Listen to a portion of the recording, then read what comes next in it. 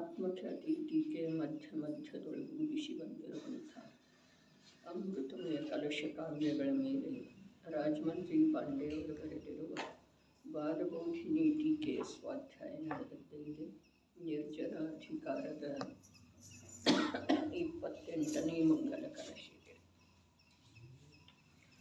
ಏಕಂ ಜ್ಞಾನಮನಾದ್ಯನಂತಮಚಲಂ ಸಿದ್ಧಂ ಕಿಲೈತತ್ಸ್ವತೋ ಯಾವತ್ತಾವದಿದಂ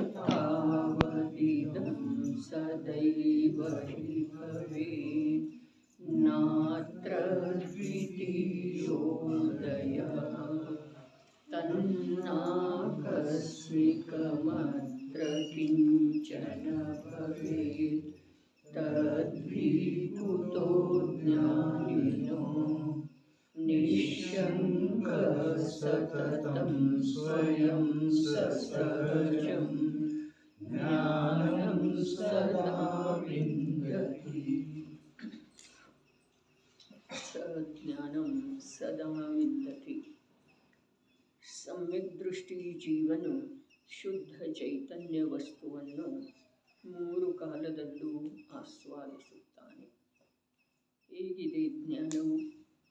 ಸಹಜವಾಗಿಯೇ ಉತ್ಪನ್ನವಾಗಿದೆ. ಅಖಂಡ ಧಾರಾ ಪ್ರವಾಹ ರೂಪವಿದೆ. ಯಾವ ಉಪಾಯವಿಲ್ಲದೆ ಇಂಥದೇ ವಸ್ತುವಿದೆ. ಇಲ್ಲಿ ಕೊನೆಗೆ ಮತ್ತು ವಸ್ತು ಅಂತಾರೆ. ಹೇಗಿದೆ ಜ್ಞಾನ, ಹೇಗಿದೆ ಅಂಥೇಳಿ ಕೇಳಿದ ನಂತರ ಉತ್ತರದೊಳಗೆ ವಸ್ತು ಶಬ್ದದ ಪ್ರಯೋಗ ಮಾಡಿದರು. ಕೊನೆಗೆ ಏನು ಹೇಳಿದರೆ, ಮೊದಲ ಸಹಜವಾಗಿಯೇ ಉತ್ಪನ್ನವಾಗಿದೆ. ಇದರದ್ದು ಚರ್ಚೆ ನಿನ್ನೆ ಆದದ್ದಿತ್ತು. ಉತ್ಪನ್ನ ಅರ್ಥಾತ್ ಪ್ರತಿ ಸಮಯಕ್ಕೆ ಉತ್ಪಾದ ರೂಪ ಇದೆ. ಉತ್ಪನ್ನ ಅರ್ಥಾತ್ ಶುದ್ಧ ರೂಪದಿಂದ ಅರ್ಥಾತ್ ಸ್ವಭಾವದ ಆಶ್ರಯ ಮಾಡುವ ರೂಪದಿಂದ ಉತ್ಪನ್ನ ಆಗಿದೆ.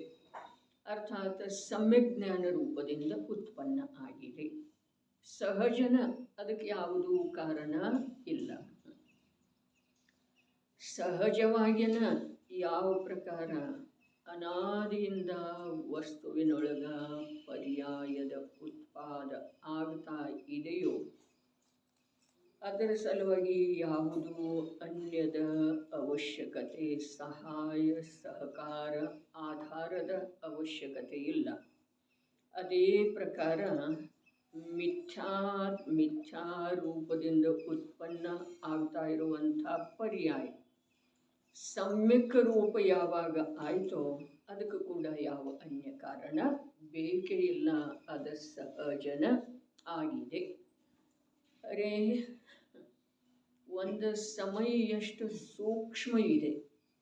ಅಲ್ಲಿ ಆ ಒಂದು ಸಮಯಕ್ಕೆ ಉದಿಸಿ ಬರುವಂಥ ಪರ್ಯಾಯಗಳೇನಿದ್ದಾವೆ ಅಲ್ಲಿ ಸಹಾಯ ಮಾಡಲಿಕ್ಕೆ ಅನ್ಯಕ್ಕ ಅವಕಾಶ ಹೇಗಾಗೋದ್ರಿ? ಅತ್ಯಂತ ಸೂಕ್ಷ್ಮ ಒಂದು ಸಮಯ ಮತ್ತು ಪ್ರತಿ ಸಮಯಕ್ಕೆ ಅದು ಉತ್ಪಾದನಾ ಆಗ್ತಾ ಇದೆ. ಪರ್ಯಾಯ ದ್ರವ್ಯದೊಳಗ ಸರಿ, ಅವೆರಡರ ಮಧ್ಯದೊಳಗ ಇನ್ನೊಂದು ಯಾವುದಕ್ಕೂ ಆ ಸೂಕ್ಷ್ಮ ಸಮಯದೊಳಗ ಅವಕಾಶ ಇಲ್ಲ. ಒಂದು ಮಾತು. ಎರಡನೇದ್ದು ಏನು ಅಂತಂದ್ರೆ, ಅನ್ಯ ಕೂಡ ಜಗತ್ತಿನೊಳಗೆ ಏನದಾವ ಅವೆಲ್ಲ ದ್ರವ್ಯನ ಅದಾವ್ರಿ.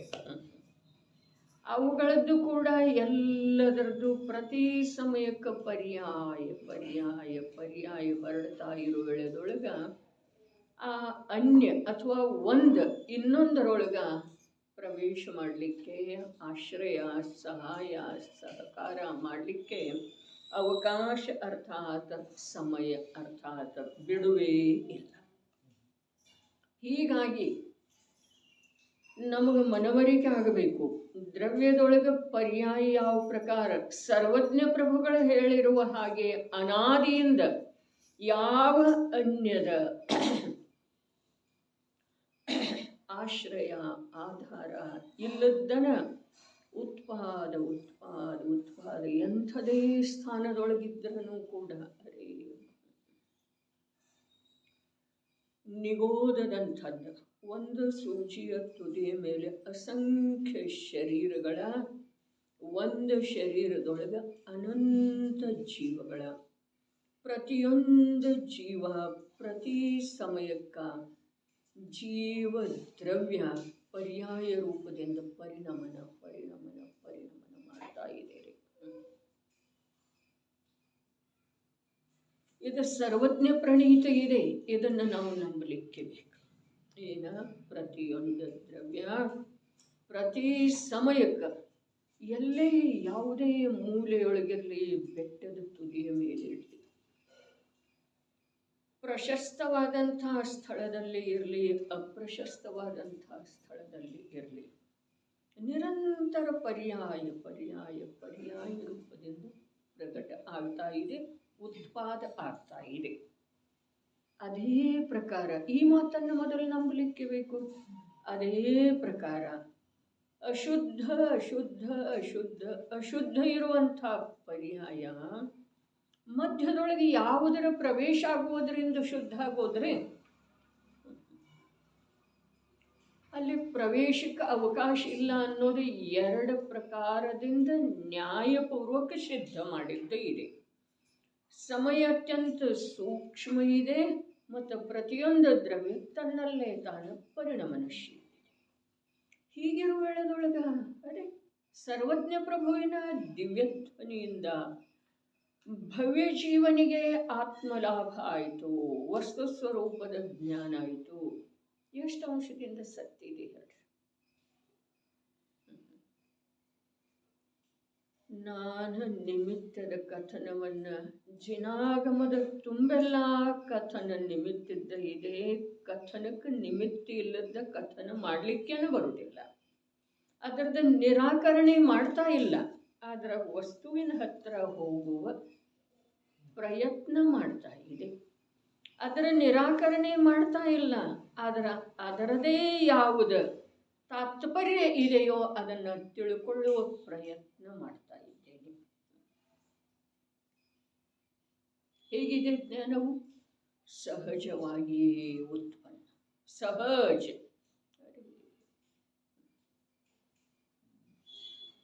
ಇಲ್ಲಿ ವಿಕಾರ ಆಗ್ತಿದೆಯಲ್ಲ, ಒಂದು ಸಮಯದ ಪರ್ಯಾಯ ವಿಕಾರ ರೂಪ ಆಗ್ತಿದೆಯಲ್ಲ, ಅಲ್ಲಿ ಅನ್ಯ ದ್ರವ್ಯದ ಕಡೆಗೆ ನೋಡ್ಲಿಕ್ಕೆ ಅದಕ್ಕೆಲ್ಲಿ ಅವಕಾಶ ಇದೆ ಹೇಳ್ರಿ. ಇದು ಎರಡನೇ ಮಾತು.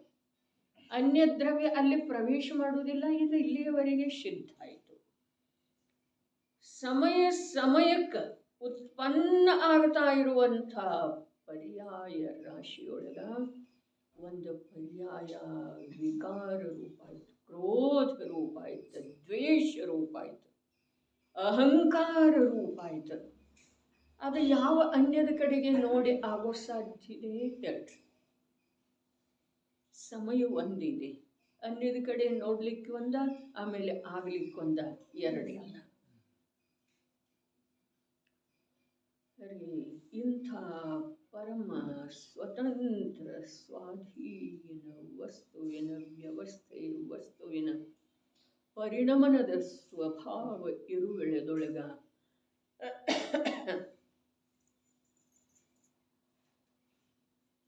ಈ ಸ್ಥೂಲ ಬುದ್ಧಿಯ ಮಿಥ್ಯಾದೃಷ್ಟಿ ಜೀವ ಯಾವುದರ ಮೇಲೇನೋ ಆರೋಪ ಮಾಡ್ತಾ, ಯಾವುದನ್ನು ದೋಷಿ ಅಂಥೇಳಿ ನಿರ್ಣಯ ಮಾಡ್ತಾ ತಾನು ಸ್ವಯಂ ದೋಷದ ಆಗರ ಆಗ್ತಾ ಇದ್ದಾನೆ.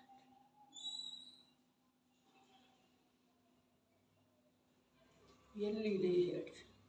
ನನಗೆ ಈ ವಸ್ತುವನ್ನು ನೋಡಿದ ನಂತರ ಅಭಿಮಾನ ಆಯಿತು ಅನ್ನಬೇಕಾದ್ರೆ ವಸ್ತುವನ್ನು ನೋಡೋದು ಒಂದು ಪರ್ಯಾಯ, ಅಭಿಮಾನ ರೂಪದಿಂದ ಪರಿಣಮಿತ ಆಗೋದು ಒಂದು. ಹೀಗಿದೆ ನನ್ನ ಸ್ವರೂಪ. ಯಾವುದನ್ನು ನೋಡಿದೆಯೋ ಅದುವೇ ವಿಕಾರ ರೂಪ ಆಗಿದೆ. ಅಲ್ಲ, ಯಾವುದು ವಿಕಾರ ರೂಪ ಆಗಿದೆಯೋ ಅದುವೇ ನೋಡಿದೆ.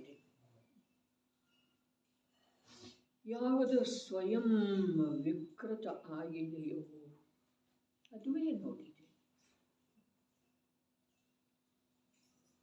ಚಿನ್ನದ ಆಭರಣ, ಸುಂದರವಾದಂಥ ಮನೆ, ಬಟ್ಟೆ, ಮಿಠಾಯಿ, ಆಹಾರ ಏನಿದೆ, ಮೊದಲು ವಿಕಾರ ಆದಮೇಲೆ ಅದು ಸುಂದರ ಕಾಣಿಸ್ತಿದೆ. ಅದರಲ್ಲೇ ಸುಂದರ ಕಾಣಿಸುವಂಥದ್ದು ಸ್ವರೂಪ ಇಲ್ಲ, ಅದರೊಳಗಿಲ್ಲ. ಹಾಗಾದರೆ ಇದರೊಳಗೆ ಹೇಗಿದೆ? ಇದು ಸ್ವಯಂ ವಿಕಾರ ಆಗಿದೆಯಲ್ಲ, ವಿಕೃತ ಆಗಿದೆಯಲ್ಲ. ಅದರಿಂದ ಅದು ಸುಂದರ ಅಸುಂದರ, ಮಾನ ಮಾಡುವಂಥದ್ದ, ದ್ವೇಷ ಮಾಡುವಂಥದ್ದ ಆಗಿ ಕಾಣಿಸ್ತಾ ಇದೆ. ನೋಡುವಂಥ, ಅರೆ ನೋಡುವ ಸಲುವಾಗಿ ಮೊದಲು ಕಣ್ಣು ಬೇಕೇನು, ವಸ್ತು ಬೇಕ್ರಿ.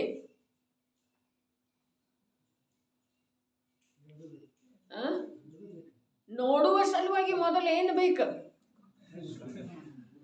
ಎರಡೂ ಕೇಳಿಲ್ರಿ ನಾನು. ಎರಡರೊಳಗೆ ಯಾವುದು ಬೇಕಂತ ಹೇಳಿ ಕೇಳ್ತಾರೆ. ನೋಡುವ ಸಲುವಾಗಿ ಅದು ವಸ್ತು ಮೊದಲು ಬೇಕೇನು, ಕಣ್ಣು ಮೊದಲು ಬೇಕ್ರಿ? ಕಣ್ಣು ಬೇಕ್ರಿ. ಅದರ ಕಡೆಗೆ ಉಪಯೋಗ ಮೊದಲು ಬೇಕೇನು, ಅದು ಮೊದಲು ಬೇಕ್ರಿ? ಮೊದಲು ಅದರ ಕಡೆಗೆ ಉಪಯೋಗ. ಹಾಗಾದ್ರೆ ಪರ ಸನ್ಮುಖ ದೃಷ್ಟಿ, ಮೊದಲು ದೃಷ್ಟಿ ಸ್ವಭಾವದೊಳಗೆ ಜ್ಞಾನದರ್ಶನ, ನೋಡುವ ತಿಳಿಯುವ ಯಾವ ಸ್ವಭಾವ ಇದೆಯೋ ಆ ಸ್ವಭಾವ. ಆಮೇಲೆ ಎರಡನೆಯದಾಗಿ ಅದರ ದೃಷ್ಟಿ ಹೊರಗಡೆ ಇರೋದು. ಎಲ್ಲ ಅಪರಾಧ ತಾನೇ ಮಾಡಿ ಅದನ್ನು ಬಿಟ್ಟುಕೊಳ್ಳುವ ಸಲುವಾಗಿ ಪ್ರಯತ್ನ ಮಾಡ್ತಾನ್ರಿ. ಅದು ನನ್ನ ವಿಕಾರದ ಕಾರಣ ಇದೆ, ಅದನ್ನು ಬಿಟ್ಟು ಓಡಿ ಹೋಗ್ತಾನ್ರಿ.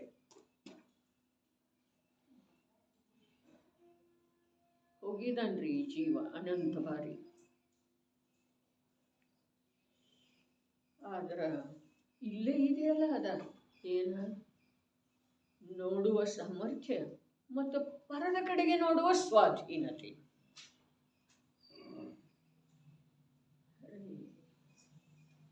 ಸರ್ವಜ್ಞ ಪ್ರಭು ಹೇಳಿರುವಂಥ ಈ ಪರ್ಯಾಯದ ಸೂಕ್ಷ್ಮತೆ ಮತ್ತು ಸ್ವತಂತ್ರತೆ ಎರಡೂ ನಮ್ಮ ಲಕ್ಷ್ಯದೊಳಗ ಕ್ರಮದಿಂದ ಬರೋದ ಅವಶ್ಯಕ ಇದೆ. ಯಾಕೆ? ಅದನ್ನು ಗ್ರಹಣ ಮಾಡುವಂಥ, ತಿಳಿಯುವಂಥ ಯೋಗ್ಯತೆ ನಮ್ಗೆ ಸ್ವಯಂ ಈಗ ಪ್ರಾಪ್ತ ಇದೆ.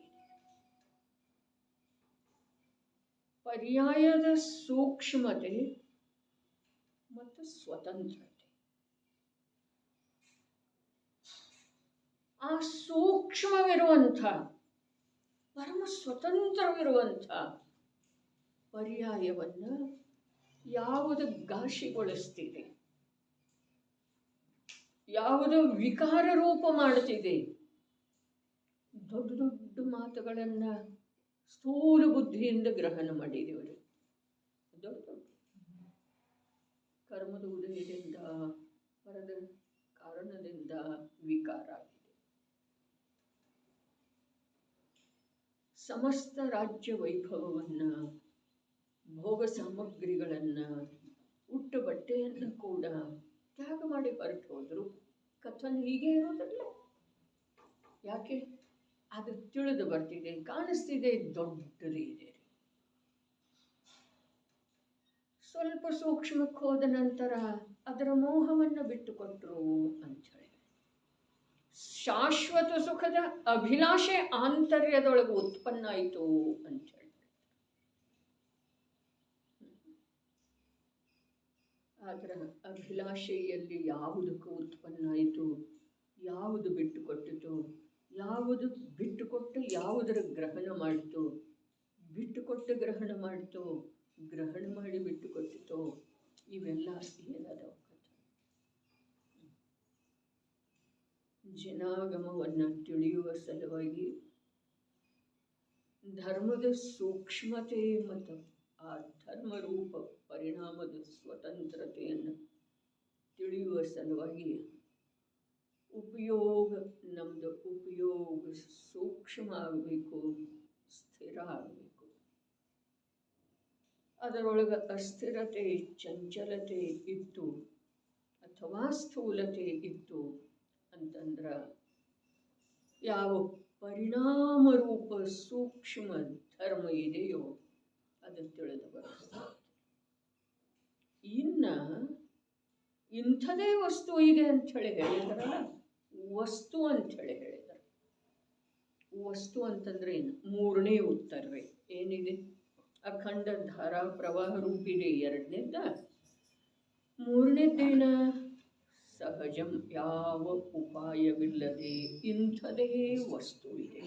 ವಸ್ತು ಅಂದರೆ ಎಂತ? ವಸ್ತು ಅಂದರೆ ಏನು? ದ್ರವ್ಯ ಪರ್ಯಾಯ. ನಾವಿಲ್ಲಿ ಭೇದ ಮಾಡಿ ತಿಳ್ಕೊಳ್ತಾ ಇದ್ದೇವಲ್ಲ. ವಸ್ತು ಅಂದರೆ ಏನು? ದ್ರವ್ಯವೋ ಅಥವಾ ಪರ್ಯಾಯವೋ.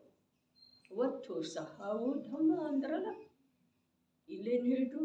ಇಂಥದೇ ವಸ್ತು ಇದೆ. ವಸ್ತು ಸಹವೋ ಧಮ್ಮ ಅಂತ ಹೇಳಿದ್ರು.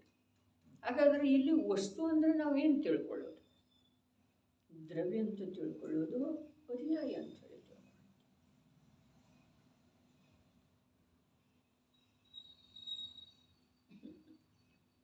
ಯಾವ ಉಪಾಯವಿಲ್ಲದೆ ಇಂಥದೇ ವಸ್ತು ಇದೆ. ಅದು ಯಾವ ಉಪಾಯವಿಲ್ಲದೆ, ಅದರದ್ದು ಸ್ವಲ್ಪ ಆಗಿದೆ ಅಂಥೇಳಿ ಅನ್ನಿಸ್ತಿದೆ ಮೇಲಿನ ಪದಖಂಡಗಳಲ್ಲಿ. ವಸ್ತು ಅಂದರೆ ಏನು ತಿಳ್ಕೊಳ್ಳೋದು ನಾವಿಲ್ಲಿ? ಇನ್ನೊಮ್ಮೆ ಮೇಲಿನಿಂದ ನಡಿರಿ. ಸಮ್ಯಕ್ ದೃಷ್ಟಿ ಜೀವನು ಶುದ್ಧ ಚೈತನ್ಯ ವಸ್ತುವನ್ನು ಮೂರು ಕಾಲದಲ್ಲೂ ಆಸ್ವಾದಿಸುತ್ತಾನೆ. ಹೇಗಿದೆ ಜ್ಞಾನವು? ಸಹಜವಾಗಿಯೇ ಉತ್ಪನ್ನವಾಗಿದೆ. ಮತ್ತೆ ಹೇಗಿದೆ? ಅಖಂಡ ಧಾರಾಪ್ರವಾಹ ರೂಪವಿದೆ. ಮತ್ತೆ ಹೇಗಿದೆ? ಯಾವ ಉಪಾಯವಿಲ್ಲದೆ ಇಂಥದೇ ವಸ್ತು ಇದೆ. ವಸ್ತು ಅಂದರೆ ಏನಿದೆ? ವಸ್ತು ಅಂದರೆ ಏನು? ದ್ರವ್ಯ ಪರ್ಯಾಯ. ವಸ್ತು ಅಂದರೆ ಯಾವ ಉಪಾಯವಿಲ್ಲದೆ, ಯಾವ ಉಪಾಯವಿಲ್ಲದೆ ಇಂಥದೇ ವಸ್ತು ಇದೆ. ಯಾವ ಉಪಾಯ ಮಾಡಬೇಕಾಗಿಲ್ಲ, ಮಾಡೋ ಸಾಧ್ಯನೇ ಇಲ್ಲ. ಇದರದ ಸಿದ್ಧಿ ಆಯಿತು. ಯಾವ ಉಪಾಯ ಮಾಡಬೇಕಾಗಿಲ್ಲ, ಮಾಡೋ ಸಾಧ್ಯ ಇಲ್ಲ. ಯಾಕೆಂತಂದ್ರೆ ಅದು ಅತ್ಯಂತ ಸೂಕ್ಷ್ಮ, ಪರಮ ಸ್ವತಂತ್ರ. ವಸ್ತು ಅಂತಂದ್ರೆ ಏನಿದೆ? ದ್ರವ್ಯದ ಪರ್ಯಾಯ. ಕಾರ್ಯ ಆಸ್ವಾದಿಸುತ್ತಾನೆ ಅಂದ್ರಲ್ಲ, ಯಾವುದು? ದ್ರವ್ಯನ ಪರ್ಯಾಯ. ದ್ರವ್ಯ ಪರ್ಯಾಯ ಎರಡಿದ್ದು ಅಂತಂದ್ರೆ ಆಸ್ವಾದಿಲ್ಲ. ಆಸ್ವಾದಿಲ್ಲ. ದ್ರವ್ಯ ಪರ್ಯಾಯ ಯಾವಾಗ ತ್ರಿಕಾಲಿ ಸ್ವಭಾವ ರೂಪದ ಅನುಭವ ಪರ್ಯಾಯಕ್ಕಾಗಿದೆಯೋ ಆವಾಗ ಅವು ಎರಡರಲ್ಲೇ ಆಗಿದೆ, ಅಭೇದತೆ ಇದೆ. ಹಾಗಾದ್ರೆ ಇಂಥದೇ ವಸ್ತು ಇದೆ ಅಂಥೇಳಿ ಹೇಳಿದ ನಂತರ ಯಾವ ಉಪಾಯವಿಲ್ಲದೆ ಇಂಥದೇ ವಸ್ತು ಇದೆ ಅಂಥೇಳಿ ಹೇಳಿದ್ರೆ ಅನುಭವ ಮಾಡ್ತಾ ಇರುವಂಥ ಪರ್ಯಾಯ, ಅನುಭವದೊಳಗೆ ಬರ್ತಾ ಇರುವಂಥ ದ್ರವ್ಯ. ಭೇದ ಮಾಡಿದ್ದೇ ಆದ್ರೆ ಅನುಭವ ಮಾಡ್ತಾ ಇರುವಂಥ ಪರ್ಯಾಯ, ಅನುಭವದೊಳಗೆ ಬರ್ತಾ ಇರುವಂಥ ದ್ರವ್ಯ. ಜೀವಾದಿ ಬಹಿತ್ತಚ್ಚಂ ಅಂಥೇಳಿ ಹೇಳಿದ್ರಲ್ಲ, ಅಲ್ಲಿ ಆ ಜೀವೇನಿದೆ ಅಲ್ಲ, 7 ತತ್ವಗಳಲ್ಲಿ 7 ತತ್ವಗಳಲ್ಲಿ ಯಾವುದು ಜೀವಿದೆ ಅಲ್ಲ, ಅದೇನಿದೆ ರೀ? 7 ತತ್ವಗಳಲ್ಲಿ ಯಾವುದು ಜೀವಿದೆ? ಅದ ದ್ರವ್ಯ. ಜೀವ ಅಜೀವ 2 ದ್ರವ್ಯವಿದಾವೆ, ಮುಂದಿನ 5 ಪರ್ಯಾಯ ಇದಾವೆ. ಶುದ್ಧ ಪರ್ಯಾಯದೊಳಗ ಯಾವುದು ಅಭೇದ ಆಗಿಲ್ಲವೋ ಅದು ಜೀವ ತತ್ವ ಇದೆ. ಶುದ್ಧ ಪರ್ಯಾಯದೊಳಗ ಯಾವುದು ಅಭೇದ ಆಗಿಲ್ಲವೋ ಅದು ಜೀವ ತತ್ವ ಇದೆ. ಜೀವ ದ್ರವ್ಯದ ಯಾವ ಅಶುದ್ಧ ಪರ್ಯಾಯ ಇದೆ ಅದು ಆಶ್ರವ ಬಂಧ ರೂಪದ ತತ್ವ ಇದ್ದಾವೆ.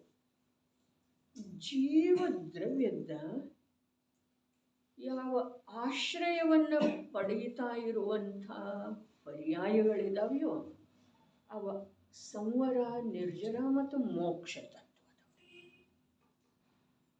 ಹಾಗಾದ್ರೆ ದ್ರವ್ಯ ಮತ್ತು ಪರ್ಯಾಯ ಇಲ್ಲೇನಾದ್ರು ಸಾಪೇಕ್ಷ ಆದವ್ರಲ್ಲ, ಸಾಪೇಕ್ಷ ಅದು ತಿಳಿತಾ ಇಲ್ಲ, ಸಾಪೇಕ್ಷ ಅದು.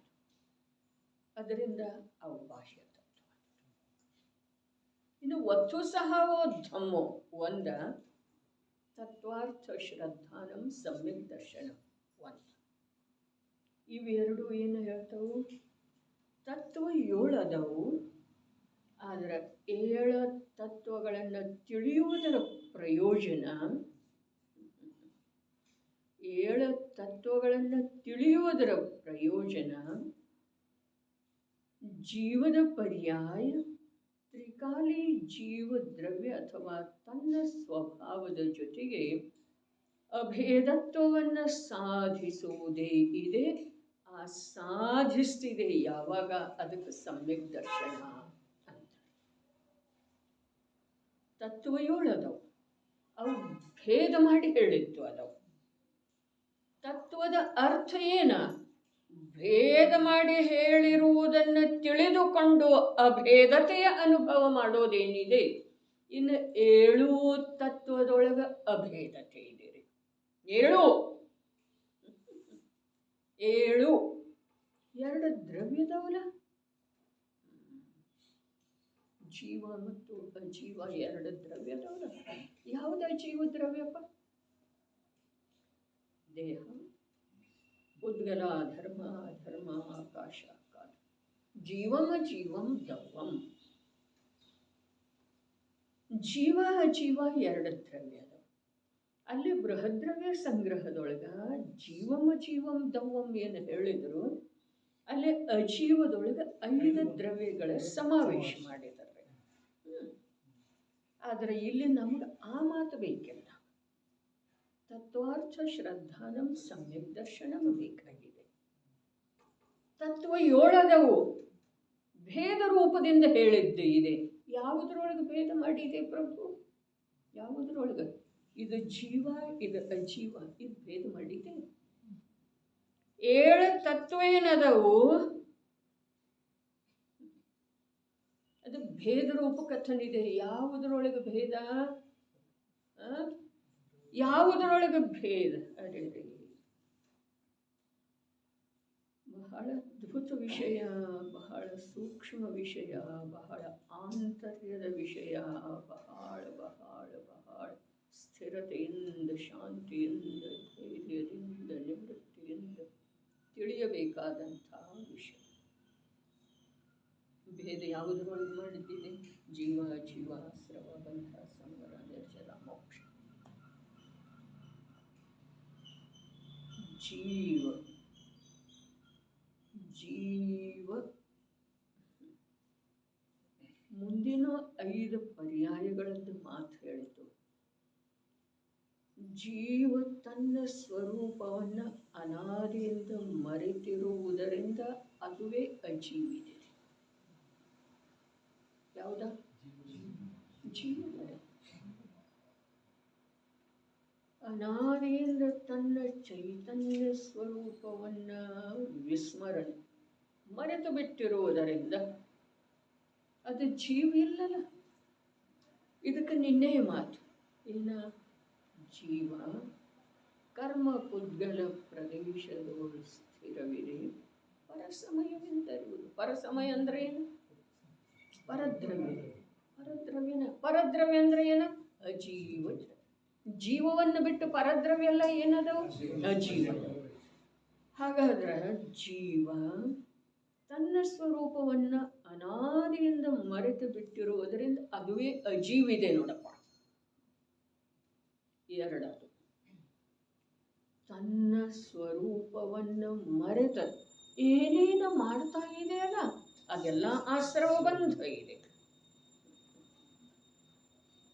ತನ್ನ ಸ್ವರೂಪವನ್ನು ಕಾಲಲಬ್ಧಿ ಪಡೆದು ಸರ್ವಜ್ಞ ಪ್ರಭುವಿನ ವೀತರಾಗಿ ಸಂತರುಗಳ ಉಪದೇಶ ಪಡೆದು ಯಾವಾಗ ಅದು ತನ್ನ ಸ್ವರೂಪವನ್ನು ತಿಳಿತಿದೆಯಲ್ಲ, ನಂಬುತ್ತಿದೆಯಲ್ಲ, ಅದರ ಸಲುವಾಗಿ ಅಜೀವವನ್ನು ಬಿಡಬೇಕಾಗಿದೆ ಅಂದರೆ ಇಲ್ಲ. ಅದು ಸ್ವಯಂವನ್ನ ಅಜೀವಾಗಿತ್ತಲ್ಲ.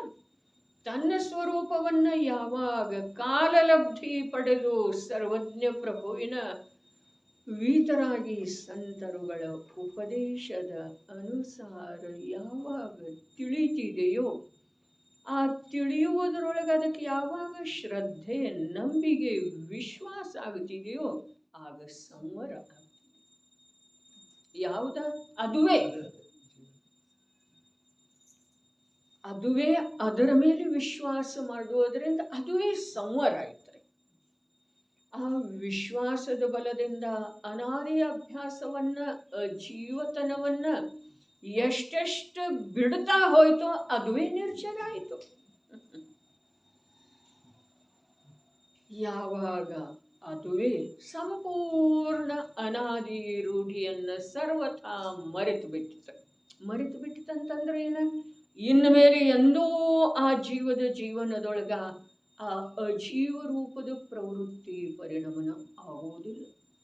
ಅದುವೇ ಮೋಕ್ಷ ಆಯ್ತ್ರಿ. ಹಾಗಾದ್ರೆ ಏನು ವಿರುದ್ಧ ಇತ್ತು, ಏನು ಯಥಾರ್ಥ ತಿಳಿತು, ಏನು ಯಥಾರ್ಥ ತಿಳಿಯುವ ರೂಪದಿಂದ ಪರಿಣಮನ ಮಾಡಿತು, ಏನು ಯಥಾರ್ಥ ರೂಪದಿಂದ ಪ್ರಗಟ ಆಯಿತು, ಅದೆಲ್ಲ ಜೀವ ಅಲ್ಲ. ಜೀವನ ಇದೆ, ಅದರ ಆಶ್ರಯ ಯೋಗ್ಯ ಜೀವ ಅದಲ್ಲ. ಈ ಪ್ರಕಾರದ ಅರ್ಥಗ್ರಹಣ ಯಾವ ಮಾಡ್ತಾನೋ ಅವ ಸಮ್ಯಕ್ ದೃಷ್ಟಿ ಆಗ್ತಾನೆ. ಜೀವ ಏನದ? ತತ್ವಾರ್ಥ ಶ್ರದ್ಧಾನಂ ಸಮ್ಯಕ್ ದೃಷ್ಟಿ. ಇನ್ನು ವತ್ತು ಸಹ ಧಮ್ಮ ಉಳಿತಲ್ಲ. ಇಲ್ಲಿ ಇಂಥದೇ ಯಾವ ಉಪಾಯವಿಲ್ಲದೆ, ಇಂಥದೇ ವಸ್ತು ಇದೆ. ಯಾವುದಾದ ವಸ್ತು? ಅದು ಪರ್ಯಾಯ ಸಾಮರ್ಥ್ಯ ಇಲ್ಲ. ಆ ಪರ್ಯಾಯ ಸಾಮರ್ಥ್ಯ ದ್ರವ್ಯದಿಂದ ಬೇರೆ ಇರ್ತಿದೆ? ಇಲ್ಲ. ಹಾಗಾದ್ರೆ ಆ ದ್ರವ್ಯ ಸಾಮರ್ಥ್ಯ ಅಲ್ಲ. ನೋಡ್ರಿ, ಇಂಥದೇ ವಸ್ತು ಇದೆ ಅಥವಾ ವತ್ತು ಸಹ ಧಮ್ಮೋ ಅಂದ್ರಲ್ಲ, ಅದರದ ಸಮಗ್ರ ಅಥವಾ ಸಾರರೂಪ ಅರ್ಥ ತಾತ್ಪರ್ಯ ಇಷ್ಟ ಇದೆ. ಯಾವ ಜೀವದ, ಯಾವ ಚೈತನ್ಯ ಪ್ರಭುವಿನ ಚೈತನ್ಯ ಪ್ರಗಟ ಚೈತನ್ಯ ತ್ರಿಕಾಲಿ ಚೈತನ್ಯ ಸ್ವಭಾವಮಯ ಆಗ್ತಿದೆಯೋ, ಒಂದು ಸಮಯ ಇರಲದ ಸ್ವಭಾವಮಯ ಆಗ್ತಿದೆಯೋ ಅದುವೇ ಅದರ ಧರ್ಮ ಇದೆ. ವತ್ತು ಸಹವೋ ಸ್ವಭಾವ. ಯಾವುದು ಸ್ವಭಾವ? ತ್ರಿಕಾಲಿ ಸ್ವಭಾವ ಏನು ಪರ್ಯಾಯದ ಸ್ವಭಾವ? ಅರೆ, ತ್ರಿಕಾಲಿ ಸ್ವಭಾವಂತೂ ಇದ್ದೇ ಇದೆ. ಪರ್ಯಾಯದೊಳಗೆ ಯಾವ ಪ್ರಕಾರ ಆ ತ್ರಿಕಾಲಿ ತನ್ನ ಸ್ವಭಾವ ರೂಪದಿಂದ ಅದು ಪ್ರಕಟ ಆಗ್ತಿದೆಯೋ, ವ್ಯಕ್ತ ಆಗ್ತಿದೆಯೋ, ಉತ್ಪನ್ನ ಆಗ್ತಿದೆಯೋ ಅದು ಧರ್ಮ ಇದೆ. ಎಲ್ಲಿದೆ ಧರ್ಮ? ಎಲ್ಲಿದೆ? ವಸ್ತುವಿನ ಧರ್ಮ, ವಸ್ತುವಿನ ಪರ್ಯಾಯ, ವಸ್ತುವಿನ ಜೊತೆಗೆ ಅಭೇದ ಆದಾಗ ಧರ್ಮ. ನಾವು ಅದರ ಕಡೆಗೆ ಸ್ವಲ್ಪ ಕೂಡ ಸಾವಧಾನ ಆಗಲಿಕ್ಕೆ, ಎಚ್ಚೆತ್ತುಕೊಳ್ಳಲಿಕ್ಕೆ ಅವಕಾಶನೇ ಇರದಷ್ಟು ನಾವು ಹೊರಗೆ ವ್ಯಸ್ತದೇವ್ರಿ. ಅದು ಮಾಡಿದ್ರೆ ಧರ್ಮ, ಇದು ಮಾಡಿದ್ರೆ ಧರ್ಮ, ನಾನು ಧರ್ಮ, ಅವ ಧರ್ಮಾತ್ಮ. ಯಾವ ಮುನಿದೀಕ್ಷೆ ಅಂಗೀಕಾರ ಮಾಡಿ ಶುದ್ಧೋಪಯೋಗದೊಳಗೆ ನಿರಂತರ ಉದ್ಯಮಶೀಲದನಲ್ಲ ಅವ ಧರ್ಮಾತ್ಮ. ಉಳಿದದ್ದು ಬಿಡ್ರಿ. ಬಸ್ತಿ ಕಟ್ಟಿದವ, ದಾನ ಕೊಟ್ಟವ, ಉಳಿದದ್ದೆಲ್ಲ ಬಿಡ್ರಿ. ಮುನಿದೀಕ್ಷೆಯ ಅಂಗೀಕಾರ ಮಾಡಿ ಶುದ್ಧೋಪಯೋಗದ ಸಾಧನೆಯೊಳಗೆ ನಿಮಗ್ನ ಇದ್ದವ ಧರ್ಮಾತ್ಮ. ಇದರಿಂದ ಏನಾಗುವುದಿಲ್ಲ? ಎಲ್ಲದರದ್ದು ನಿಷೇಧ ಮಾಡ್ತಾ ಇದೆ ಹೀಗ ಅರ್ಥ ಅಲ್ಲ. ಆದ್ರೆ ಏನೇನು ಇದೆಯೋ ಅದೆಲ್ಲವೂ ಬಹಿರ್ಮುಖ ದೃಷ್ಟಿಯ ವಿಷಯ ಇದ್ದ ಕಾರಣ ಅದನ್ನು ಬಿಟ್ಟು ಕೊಡದು ವಿನಃ, ಆಂತರ್ಯದ ವಸ್ತುವಿನ ಉಪಲಬ್ಧಿ ಆಗುವುದಿಲ್ಲ, ಸ್ವಭಾವದ ಅನುಭವ ಆಗುವುದಿಲ್ಲ, ಧರ್ಮದ ಪ್ರಾರಂಭ ಆಗುವುದಿಲ್ಲ. ಸುಖದ ಅಂಶ ಕೂಡ ದೊರಕುವುದಿಲ್ಲ. ಅದನ್ನು ಮಾಡದ ವಿನಃ ಸುಖದ ಅಂಶ ವೀತರಾಗಿ ಸರ್ವಜ್ಞ ಹಿತೋಪದೇಶಿ ಜಿನ ಭಗವಂತರ ಸ್ವರೂಪವನ್ನು ಹೇಗಿದೆಯೋ ಹಾಗೆ ತಿಳಿಯಿತು. ಅದರಿಂದ ಏನಾಯಿತು ತಿಳಿಯಿತು, ನನಗೆ ನಿಜವಾದ ದೇವನ ಸ್ವರೂಪ ತಿಳಿಯಿತು.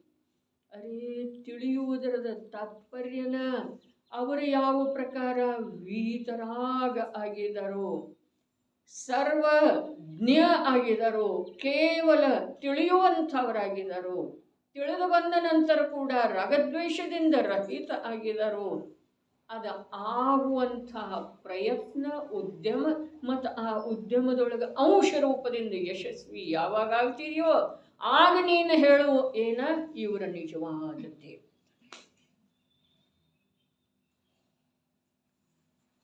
ಇಲ್ಲಿ ಹೇಳಿದ್ದೇ ಇದೆ, ಅದನ್ನು ನಾವು ಇಲ್ಲಿಂದ ಹೇಳ್ತೇವೆ. ಏನು ಉಪಯೋಗ ಐತ್ರಿ ಅದರಿಂದ? ಇಲ್ಲಿ ಬರೆದದ್ದೇ ಇದೆ, ಅದನ್ನು ಇಲ್ಲಿ ಮುಖದಿಂದ ಹೇಳ್ತೇವೆ, ನಾಲಿಗೆಯಿಂದ ಹೇಳ್ತೇವೆ. ಆತ್ಮನಿಗೆ ಉಪಯೋಗ ಏನಾಯ್ತು? ಅರೇ, ವೀತರಾಗ ಯಾವು ಎಲ್ಲವನ್ನೂ ತಿಳಿದ್ರನು ಕೂಡ ಯಾವುದೂ ಅಲ್ಲ, ಎಲ್ಲವನ್ನೂ ತಿಳಿದ್ರನು ಸರ್ವಜ್ಞ ಅಂಥೇಳನ. ಆಗಮದೊಳಗೆ ಹೀಗಿದೆ ವೀತರಾಗ ಸರ್ವಜ್ಞ ಅಂಥೇಳಿ, ನಾವು ಜಪದೊಳಗೆ ಸರ್ವಜ್ಞ ವೀತರಾಗ ಯಾಕೆ ಅನ್ನೋದ ವಿಜಯಣ್ಣ ಅವ್ರದ್ದು ಪ್ರಶ್ನೆ ಇತ್ತು. ಅರೇ, ಅವರು ವೀತರಾಗತೆಯಿಂದ ಸರ್ವಜ್ಞರಾಗಿದರು, ಈ ಮಾತು ಸತ್ಯ ಇದ್ರೂ ನಾವು ಸರ್ವಜ್ಞತ್ವದಿಂದ ವೀತರಾಗತೆಯನ್ನು ತಿಳ್ಕೊಳ್ಳೋದಿದ್ದೀರಿ. ಎಲ್ಲವನ್ನೂ ತಿಳಿದ್ರೂ ಕೂಡ ಯಾವುದರಿಂದನೂ ಅವರ ರಾಗದ್ವೇಷ ರೂಪ ಪರಿಣಮಿತ ಆಗಲಿಲ್ಲಲ್ಲ, ಅದನ್ನು ನಮಗೆ ತಿಳಿದು ಬಂದ ನಂತರ ಕೂಡ ನಿನಗೆ ಹಾಗೆ ಅಂತಿದ್ರು ನೋಡವರು, ನಿನ್ನ ಬಗ್ಗೆ ಹೀಗೆ ಮಾತಾಡ್ತಾ ಇದ್ರು. ಇದು ಲೋಕದೊಳಗೆಲ್ಲ ನಡೀತಿದೇನಿಲ್ಲ. ನಾನು ಸಹಜ ಅಲ್ಲಿಂದ ಹೋಗುವ ವೇಳೆದೊಳಗೆ ಸ್ವಲ್ಪ ನಿಂತು ಕೇಳಿದ್ದೇನೆ, ಮರೆಯಲ್ಲಿ ನಿಂತು ಕೇಳಿ, ಇಲ್ಲ ಪ್ರತ್ಯಕ್ಷ ನನ್ನ ಎದುರಿಗೇನ ಹೀಗಂತಿದ್ರು ನೋಡಿ ನಿನ್ನ ಸಲುವಾಗಿ ಅವರು. ಇದು ನಮಗೆ ಆ ವಿಷಯದ, ಆ ಸನ್ನಿವೇಶದ, ಆ ವ್ಯಕ್ತಿದ, ಆ ಮಾತಿಂದ ಜ್ಞಾನ ಆದ ನಂತರ ನಾವು ರಾಗದ್ವೇಷ ಮಾಡಿದ್ದ ಉಳಿಯೋದು ಸಾಧ್ಯ ಇದೆಯಲ್ಲ. ಅದರ ಸಲುವಾಗಿ ತಿಳಿದು ಬಂದ ನಂತರ ಕೂಡ ರಾಗದ್ವೇಷ ರೂಪ ಆಗಲಿಲ್ಲ. ಈ ಉದ್ದೇಶದಿಂದ ಸರ್ವಜ್ಞ ವೀತರಾಗ ಅರ್ಹತ್ ಪ್ರಭು ನನಗೆ ಆದರ್ಶ ಇರಲಿ ಅನ್ನೋದು ಆ ಜಪದ ತಾತ್ಪರ್ಯ. ಮೂರು ಲೋಕೆಲ್ಲ ತಿಳಿದು ಬಂದ್ರೂ ಕೂಡ ಯಾವುದರ ಅರೆ ಮೂರು ಲೋಕೆಲ್ಲ ಅಂಥೇಳಿ ಯಾತಕ್ಕೆ ಬೇಕಾಗಿದೆ ವಿಶೇಷಣ? ಏನೆಲ್ಲ ತಿಳಿದು ಬಂದ್ರೂ ಯಾವುದು ತಿಳಿದು ಬರ್ತಿದೆಯೋ ಅದರ ಕುರಿತಾಗಿ ಯಾವ ಪ್ರತಿಕ್ರಿಯೆ ಇಲ್ಲ. ಸಾಮಾನ್ಯ ಮಾತಿದೇನ, ಅದಕ್ಕೆ ಹೇಳ್ತಾರೆ ಶಾಂತಿಯಿಂದ ಆಲಿಸು, ಧೈರ್ಯದಿಂದ ಕೇಳಂತಾರ್ರಿ. ಧೈರ್ಯದಿಂದ ಕೇಳೋದಂದ್ರೆ ಇದುವೇ ಇದೆ ರೀ. ಏನ ಹಾಗೆ ನಮಗೆ ಆ ಸ್ವರೂಪವನ್ನು ಕೇಳಿದ ನಂತರ ಆಂತರ್ಯದೊಳಗೆ ಪ್ರಮೋದ ಆಗೋದು, ಆ ಸ್ವರೂಪದ ಅನುಮೋದನೆ ಆಗೋದ್ರ ಹೆಸರು ಧೈರ್ಯ ಇದೆ ರೀ. ಧೈರ್ಯದಿಂದ ಆಲಿಸು, ಆ ಸ್ವರೂಪದ ಅನುಮೋದನೆ ನಮ್ಮ ಹೃದಯದೊಳಗೆ, ಆ ಸ್ವರೂಪವನ್ನು ಕೇಳಿ ನಮ್ಮ ಸರ್ವಾಂಗದೊಳಗೆ ಪ್ರಮೋದ ಆಗೋದು, ಇದರ ಹೆಸರು ಧೈರ್ಯದಿಂದ ಕೇಳ. ವೀತರಾಗ ಸರ್ವಜ್ಞ ಹಿತೋಪದೇಶಿ ಅದರ ಇದು ಅರ್ಹಂತರ ಸ್ವರೂಪ, ನಿಜವಾದ ದೇವರ ಸ್ವರೂಪ. ಆದರೆ ನನಗೆ ಪ್ರಯೋಜನ ಏನಿದೆ, ಏನೆಲ್ಲ ತಿಳಿದ್ರೂ ಕೂಡ ಯಾವುದೇ ಪ್ರಕಾರದಿಂದ ವಿಕಾರ ರೂಪ ಆಗುವುದಿಲ್ಲ. ಆ ಆದರ್ಶ ಯಾವ ಅರ್ಹಂತ ಪ್ರಭುವಿನಲ್ಲಿ ಇದೆಯೋ ಅವರು ನನಗೆ ಸದಾ ಸದಾ ಆದರಣೀಯ ಇದ್ದಾರೆ, ವಂದನೀಯ ಇದ್ದಾರೆ.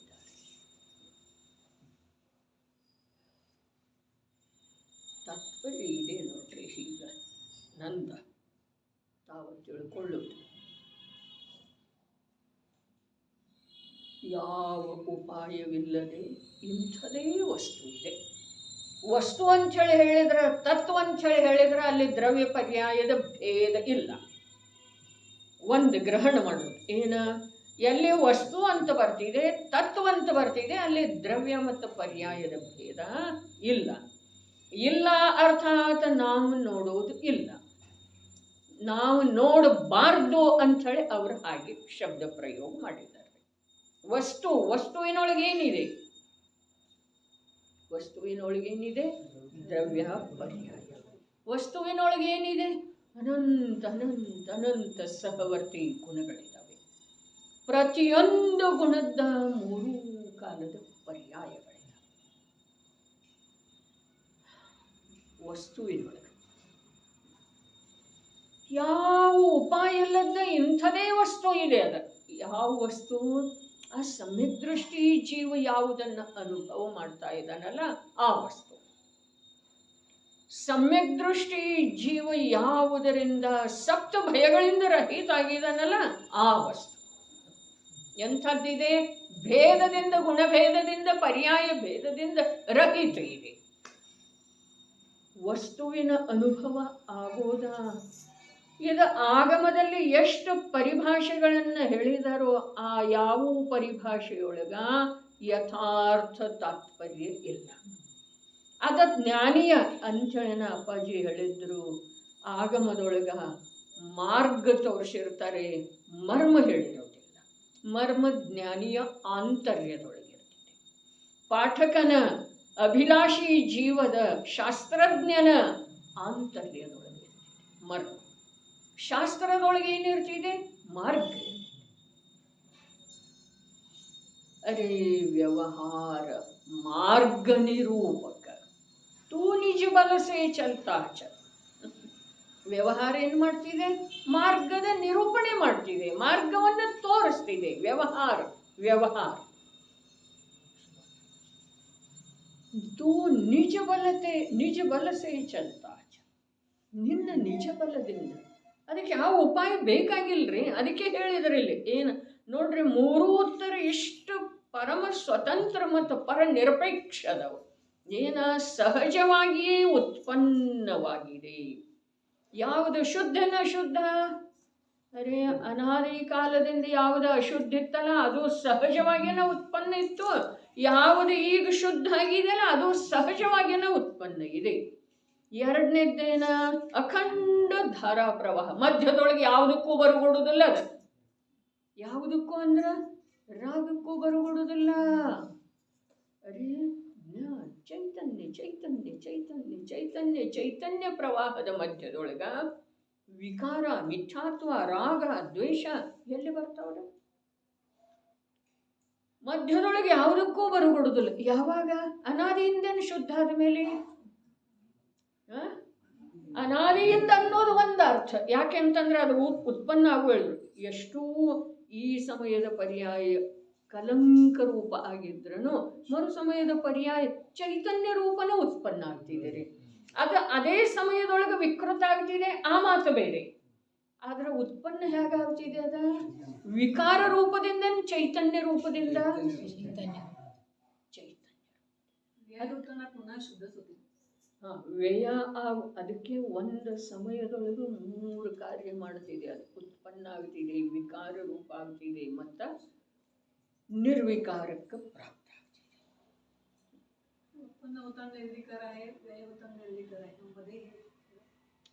ಅದು ತನ್ನ ಸಾಮರ್ಥ್ಯದಿಂದಲೇ, ಯಾವ ಉಪಾಯ ಇಲ್ಲ. ಅಖಂಡ ಧಾರ ಅಂದ್ರಲ್ಲ, ಅದರೊಳಗೆ ಯಾವುದೂ ಅದನ್ನು ಅಶುದ್ಧ ಮಾಡಲಿಕ್ಕೆ ಅಥವಾ ಶುದ್ಧ ಮಾಡಲಿಕ್ಕೆ ಒಳಗೆ ಪ್ರವೇಶ ಮಾಡಲಿಕ್ಕೆ ಅವಕಾಶನೇ ಇಲ್ಲ. ಅಖಂಡ ಧಾರ ಪ್ರವಾಹ. ಅದು ತಾನಾಗೇನ ಆದರ ಆಗ್ಬೇಕು. ಏನ? ವಿಕಾರ ರೂಪ. ಇದೆಲ್ಲ ದಿಗ್ಮೂಢ ಆಗುವಂಥ ವಿಷಯ. ಪ್ರವಾಹ ಅರೆ ಅಂಚಳನ ವರ್ತಮಾನ ಪರ್ಯಾಯದೊಳಗ ಪೂರ್ವ ಪರ್ಯಾಯದ ಅಭಾವ ಅಂತ ಹೇಳಿದ್ರು. ವರ್ತಮಾನದ್ದು ಯಾವ ಪರ್ಯಾಯ ಇದೆಯಲ್ಲ, ಪೂರ್ವ ಪರ್ಯಾಯ ಎಷ್ಟೇ ವಿಕೃತ ಇದ್ರೂ ವರ್ತಮಾನದ ಪರ್ಯಾಯ ಉತ್ಪನ್ನ ಆಗ್ತಿದೆ. ಅದು ಚೈತನ್ಯ ರೂಪದಿಂದನೇ ಉತ್ಪನ್ನ ಆಗ್ತಿದೆ. ಚೈತನ್ಯ ರೂಪದಿಂದನೇ ಉತ್ಪನ್ನ ಆಗ್ತಿದೆ. ಅದರೊಳಗನೆ ಇಂಥದ್ದು ಯೋಗ್ಯತೆ ಇರ್ತಿದೆ. ಅದು ತಾನಾಗೇನೆ ವಿಕೃತ ಆಗ್ತಿದೆ. ಉಪದೇಶ ಎಲ್ಲಿ ಬಂತು? ಸಂಸ್ಕಾರ ಎಲ್ಲಿ ಬಂತು?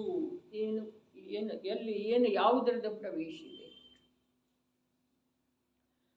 ತಾನಾಗೇನ ಯಾವ ವೇಳೆದೊಳಗೆ ಈಗ ಪ್ರಾರಂಭಕ್ಕೆ ಹೇಳ್ತಲ್ಲ ವಿಕಾರ ರೂಪ ಆಗಬೇಕಾದ್ರೆ ಅದು ಪರದ ಕಡೆಗೆ ನೋಡಿತು. ಏನು ಪರ ಇರುವುದರಿಂದ ವಿಕೃತ ಆಯಿತು? ಸುಂದರ ಸ್ಪಷ್ಟ ಚರ್ಚೆ ಆದದ್ದಿದೆ, ವಿಚಾರ ಮಾಡೋದು. ಮತ್ತೆ ಅದನ್ನು ಈಗ ಮತ್ತೆ ಅದನ್ನು ತೆಗೆದ್ರೆ ಮತ್ತೆ ಅಷ್ಟು ಸಮಯ ಅದಕ್ಕೆ ಹೋಗ್ತಿದೆ. ಅಖಂಡ ಧಾರಾ ಪ್ರವಾಹ ಅಂದ್ರಲ್ಲ, ಮಧ್ಯದೊಳಗೆ ಏನು ಪ್ರವೇಶ ಮಾಡೋದ್ರಿ? ಪ್ರವೇಶ ಮಾಡಲಿಕ್ಕೆ ಅನ್ಯ ದ್ರವ್ಯಕ್ಕೆ ಇಲ್ಲಿ ಅವಕಾಶ ಇಲ್ಲ. ಮತ್ತು ಅದರದ್ದು ನಡೆದದ್ದು ಇದೆ. ಯಾವುದರದ? ಪ್ರತಿಯೊಂದರದ. ವಿಶ್ವದೊಳಗೆ ಏನೇನು ದ್ರವ್ಯ ರೂಪದಿಂದ ವಸ್ತು ಅದಾವಲ್ಲ ಅವು ಎಲ್ಲದರೂ ಅವುಗಳಲ್ಲಿ ಪ್ರತಿ ಸಮಯಕ್ಕೆ ಅಖಂಡ ಧಾರಾ ಪ್ರವಾಹ ರೂಪದಿಂದ ಪರಿಣಮನ ಆಗ್ತಾ ಇದೆ. ಹಾಗಾದ್ರೆ ಅದು ತನ್ನ ಪರಿಣಮನವನ್ನು ಬಿಟ್ಟು ನಿನ್ನೊಳಗೆ ಪ್ರವೇಶ ಯಾವಾಗ ಮಾಡೋದು?